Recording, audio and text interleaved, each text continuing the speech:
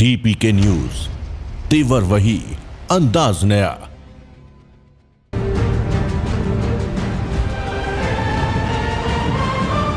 नमस्कार, DPK news में आपका स्वागत है। आज हम सीकर जिले की धोद पंचायत समिति के ग्राम पंचायत बोसाना में पहुंचे हैं, जहां बोसाना के साथ साथ यहां एक पास में गांव और लगता है बलूपरा।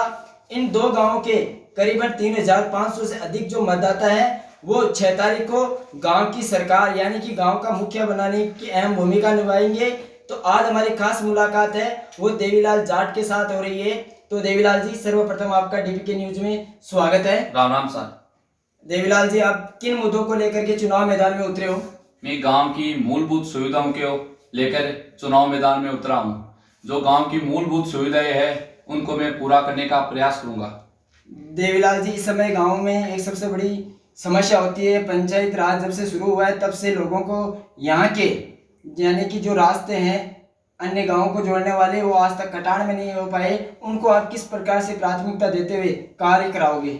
मेरी प्रथम या पहली प्राथमिकता उन्हीं मुद्दों पे है कि गांव के जो पंचायत मुख्यालय से हमारा दूसरा गांव लगता है बल्लूपुरा, उसका जो मेन रास्ता है जो वर्षों से बगैर कटान के है।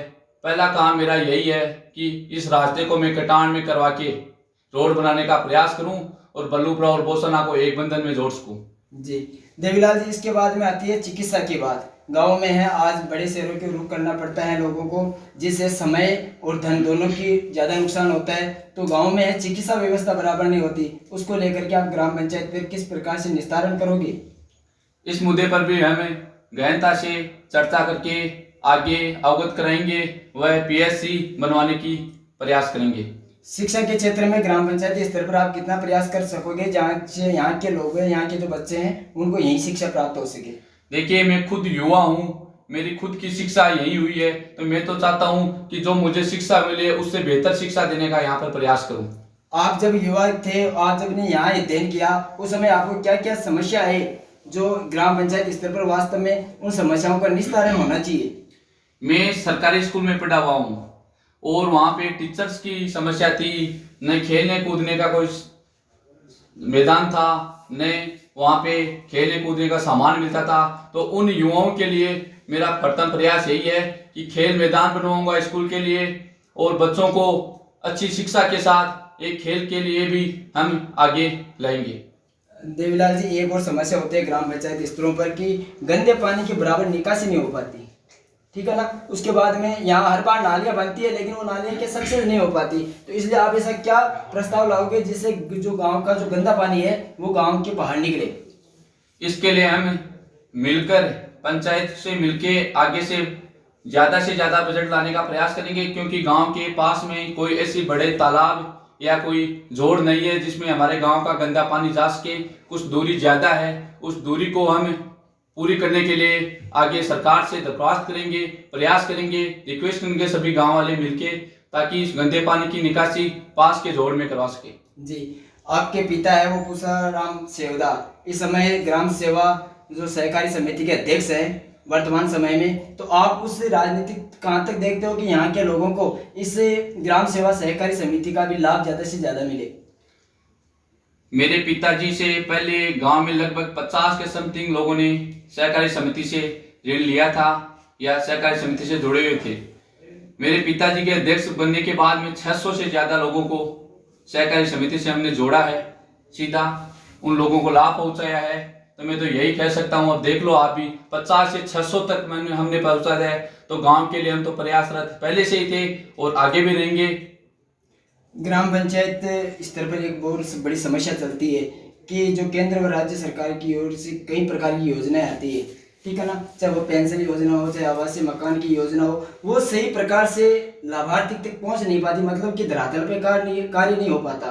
तो उसको आप किस प्रकार से देखते हो कि एक जो सच्चा लाभार्थी हो उस योजना का उसको लाभ मिले? मेरे तो यही प्रयत्न है, मैं खुद युवा हूँ, मैं खुद यह चाहता हूँ कि लोगों को डिजिटल इंडिया से जोड़ूं, ज़्यादा से ज़्यादा लोगों को मैं लाभ दिलवा सकूं।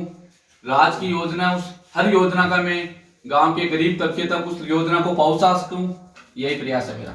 अब आप एक युवा होने के नाते आपसे एक प्रश्न और किया जाता है। आप एक युवा हो, एक कर्मठ, एक ईमानदार कार्यकर्ता हो, आप सामाजिक कई समितियों से जुड़े हुए भी हो, तो आप युवाओं को किस प्रकार से सपोर्ट करोगे कि अभी गांव ग्राम पंचायतों में होता क्या है कि हमारे गांव के जो बच्चे हैं वो शिक्षा के साथ साथ खेल में भी आगे बढ़ते हैं, लेकिन उनको कुछ न कुछ प्रकार से तकनीकी जो हालात है वो सही नहीं हो पाते, उनको बराबर खेल के मैदान यहाँ उपलब्ध नहीं हो पाते गांव में। तो उनको किस प्रकार से देखते हो कि यहाँ का जो बच्चा है वो ऊंचे स्तर पर जाकर के मैच खेले?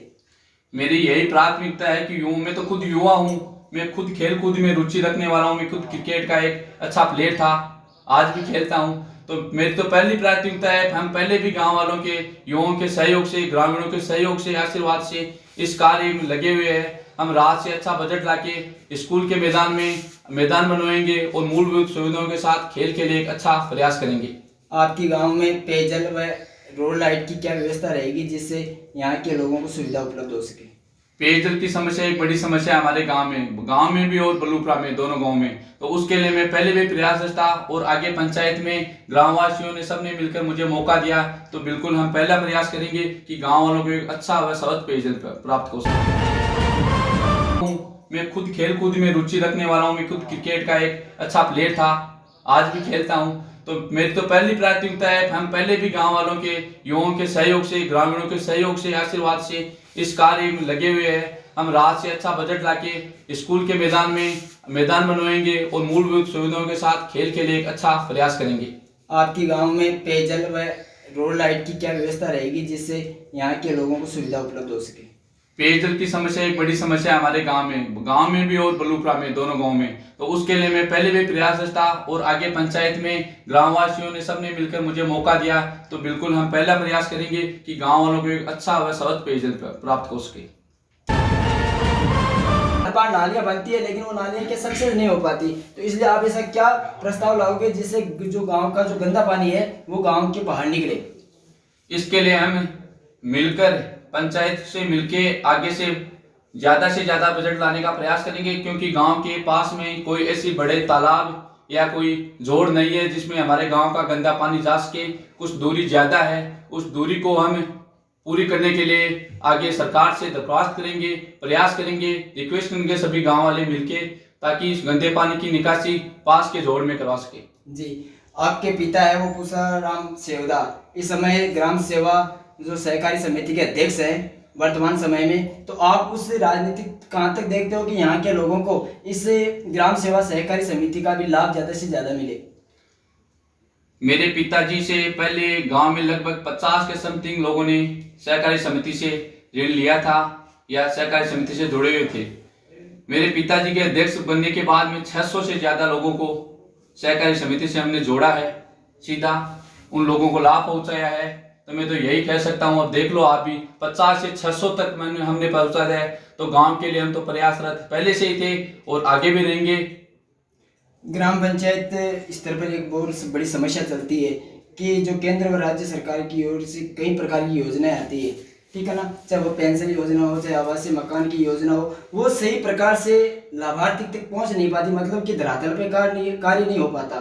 तो उसको आप किस प्रकार से देखते हो कि एक जो सच्चा लाभार्थी हो उस योजना का उसको लाभ मिले?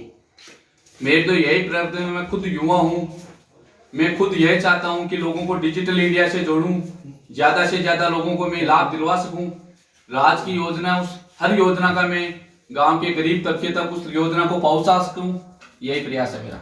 अब आप एक युवा होने के नाते आपसे एक प्रश्न और किया जाता है, आप एक युवा हो, एक कर्मठ, एक ईमानदार कार्यकर्ता हो, सामाजिक कई समितियों से जुड़े हुए भी हो, तो आप युवाओं को किस प्रकार से सपोर्ट करोगे कि अभी ग्राम पंचायतों में होता क्या है कि हमारे गाँव के जो बच्चे हैं वो शिक्षा के साथ साथ खेल में भी आगे बढ़ते हैं, लेकिन उनको कुछ न कुछ प्रकार से तकनीकी जो हालात है वो सही नहीं हो पाते, उनको बराबर खेल के मैदान यहाँ उपलब्ध नहीं हो पाते गांव में।